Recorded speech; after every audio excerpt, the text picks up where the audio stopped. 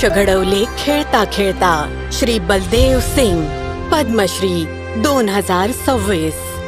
15 November 1950 रोजी लुधियानातील एका शेतकरी कुटुंबात जन्मलेल्या बलदेव सिंग यांचे बालपण आर्थिक अडचणीत गेले। मी त्यावेळी खूप लहान होतो जेव्हा मी पहिल्यांदा मैदानावर राष्ट्रीय स्तराचा असा सामना पाहिला जिथे अनेक आंतरराष्ट्रीय खेळाडू खेळत होते।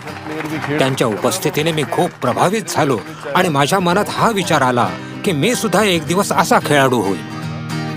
बलदेव सिंग यांनी राष्ट्रीय क्रीडा संस्था बेंगलुरू येथून हॉकी कोचिंग मध्ये डिप्लोमा प्राप्त केला आणि 1981 मध्ये ते हरियाणा क्रीडा विभाग जॉईन करून हरियाणातील शहाबाद मार्कंडा येथे कोच म्हणून रुजू झाले।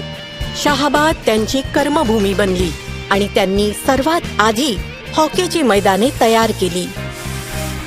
बलदेव सिंग यांच्या कठोर परिश्रम आणि शिस्तबद्ध प्रशिक्षणाने त्यांचे खेळाडू आंतरराष्ट्रीय स्तरावर सातत्याने आपली ओळख निर्माण करू लागले। लवकरच त्यांची भारतीय पुरुष हॉकी संघाचे कोच म्हणून नियुक्ती झाली आणि त्यांनी संघाला मोठे यश मिळवून दिले।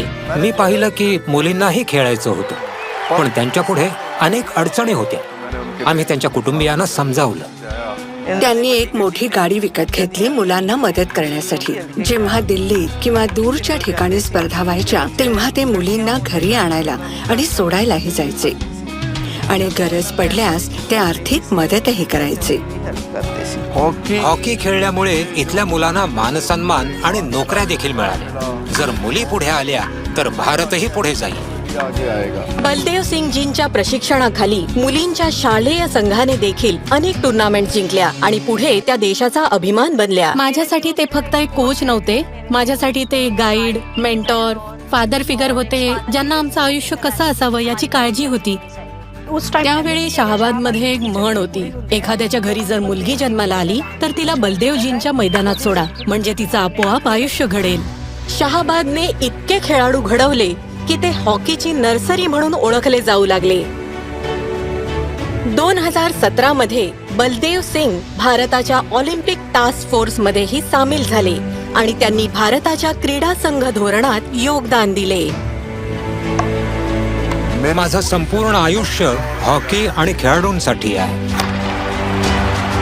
खरोखरच बलदेव सिंग हे गुरु नाहीत तर ते स्वतः गुरुकुलच आहेत। श्री बलदेव सिंग, पद्मश्री 2026। कोटी कोटी नमस्कार।